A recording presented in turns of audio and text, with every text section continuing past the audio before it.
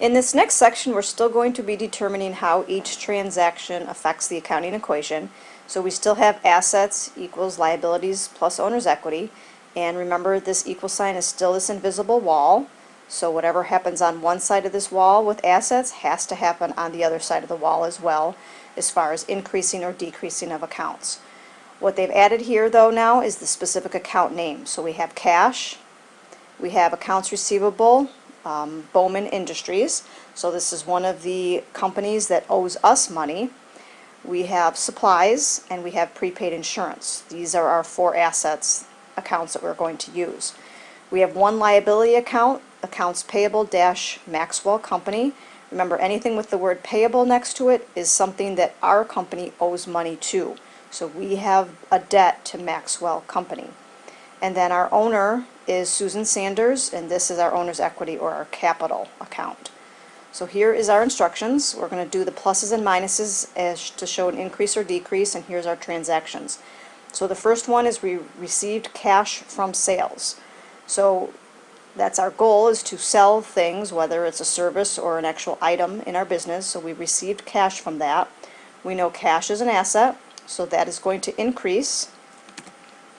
And what's going to happen on the other side of the equation is another increase. So our cash from our sales is going to be designated by the owner's equity, so Susan Sanders Capital. So this is going to increase Susan Sanders Capital. So here's our equal sign, here's our wall. We have a plus on the one side of the wall, asset, and a plus on the other side. Number 2, sold services on account to Bowman Company.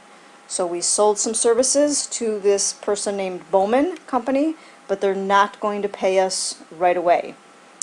They're going to pay us later. So we still have money that we're going to be getting at some point from the Bowman Company. So we designate this by our accounts receivable Bowman. So that's going to increase. And on the other side of the wall, our capital is still increasing. Even though we don't have the actual money now, we know that it's kind of an IOU, so that still increases our owner's equity. So accounts receivable and, accounts receivable and the owner's equity. The third transaction, paid cash for a telephone bill. So we have all types of utilities that we have to pay for our company. One of them is a telephone bill, and we're paying cash for that. Later on in the chapters, we'll learn about expenses, which utilities is going to be one of those expenses. For now, though, early on, we're just going to realize we had to pay a bill. So paying cash for telephone bill, it's going to decrease our cash. We know that. So our assets under cash, is going to be a minus. So we're subtracting cash. What this is also going to affect, though, is the value, again, of our owner's equity. So this is also going to decrease. So we're going to have a decrease in cash and a decrease in owner's equity. Anytime cash is going away from our business, it's decreasing this owner's equity. So that's a minus. Number 4, received cash on account from the Bowman Company. So remember, previously we sold services to Bowman. Now they want to pay us some of this money. So we're receiving cash from the Bowman Company.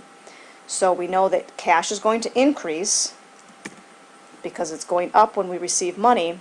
And what's going to happen with Bowman is it's going to decrease. So let's put a number on this. Let's pretend right here they owed us $500. And now they're going to pay that $500 off. So it's going to be a decrease or a minus in the amount that they owe us. So they originally owed us $500. When they pay it off, it's minusing that, so now they don't owe us anything if they paid it in full.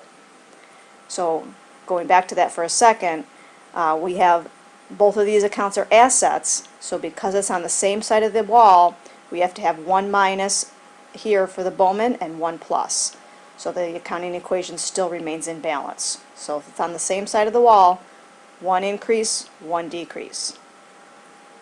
Finally, number 5, paid cash to the owner for personal use. When you happen to own the company, if you want to take money out for Christmas shopping or any other thing that you want to do, it's your money to take out and use however you wish. So later on, you're going to learn that's how owners withdraw or drawing.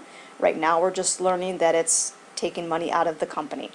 So paying cash to the owner for personal use is going to decrease our cash, and it's going to decrease the value of the company because that money is no longer invested in the company. So it decreases Susan Sanders' capital.